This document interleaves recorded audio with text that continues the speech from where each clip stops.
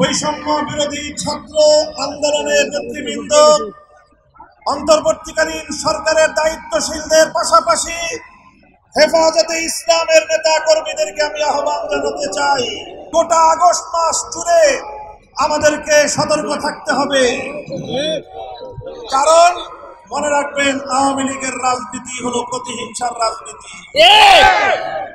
1975 সালে 3.5 বছরের অপশাসনের যুগে শেখ মুজিবুর রহমান সাহেব নির্বিচারে দেশের 30,000 যুবককে হত্যা করেছিল। এদেশের বাকশাল কায়েম করার মধ্য দিয়ে মানুষের সকল অধিকারগুলো তিনি হরণ করেছিলেন। অধিকার হারা মানুষ তখন তারা ক্ষুব্ধ হয়ে ধানমন্ডির 32 নম্বর বাড়িতে অভ্যুত্থান পরিচালনা করেছিল। তখন এই শেখ হাসিনা ঘোষণা দিয়েছিল যে জাতি তার বাবাকে হত্যা করেছে তিনি সেই জাতির কাছ থেকে প্রতিশোধ গ্রহণ করবেন।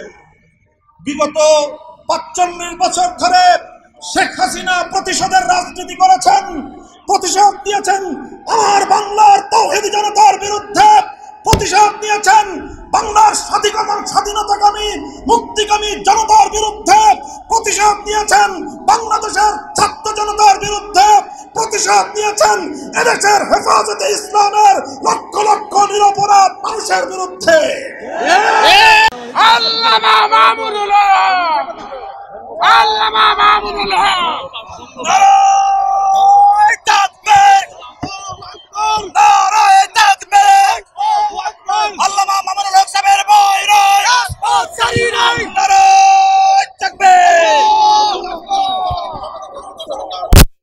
দেশবাসীকে সতর্ক করতে চাই, হেফাজতে ইসলামের নেতা কর্মীদেরকে সতর্ক করতে চাই। ইতিমধ্যে আপনারা বিভিন্ন যোগাযোগ মাধ্যম, সামাজিক যোগাযোগ মাধ্যমে দেখেছেন পরাজিত শক্তি ফ্যাসিবাদী নেত্রী জালিম শাহী শেখ হাসিনা নরেন্দ্র মোদীর ঘরে বসে বাংলাদেশের অভ্যন্তরে বিশৃঙ্খলা সৃষ্টি করবার জন্য তিনি উস্কানি দিচ্ছেন। বলতে চাই, আওয়ামী লীগের, যুবলীগের, ছাত্রলীগের যারা বিগত 15 বছর পর্যন্ত হাতুড়ি লীগের ভূমিকা পালন করেছেন, মনে রাখবেন এখন বাংলাদেশ আর সেই 16 বছরের ফ্যাসিবাদী পরাধীন বাংলাদেশ নয়। এই বাংলাদেশ আজ স্বাধীন বাংলাদেশ। ছাত্র জনতার এক সাগর রক্তের বিনিময়ে অর্জিত এই স্বাধীন বাংলাদেশে যদি 15ই আগস্টকে কেন্দ্র করে কোন নৈরাজ্য সৃষ্টির পায়তারা করা হয়, সারা বাংলাদেশে তাদেরকে প্রতিরোধ করা হবে।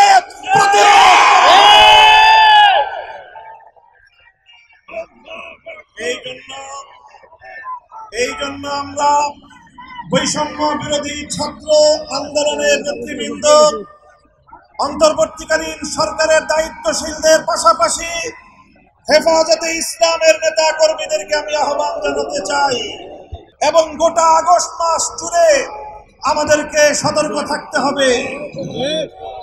কারণ মনে রাখবেন, আওয়ামী লীগের রাজনীতি হলো প্রতিহিংসার রাজনীতি। 1975 সালে 3.5 বছরের অপশাসনের যুগে শেখ মুজিবুর রহমান সাহেব নির্বিচারে দেশের 30,000 যুবককে হত্যা করেছিল। এদেশের বাকশাল কায়েম করার মধ্য দিয়ে মানুষের সকল অধিকারগুলো তিনি হরণ করেছিলেন।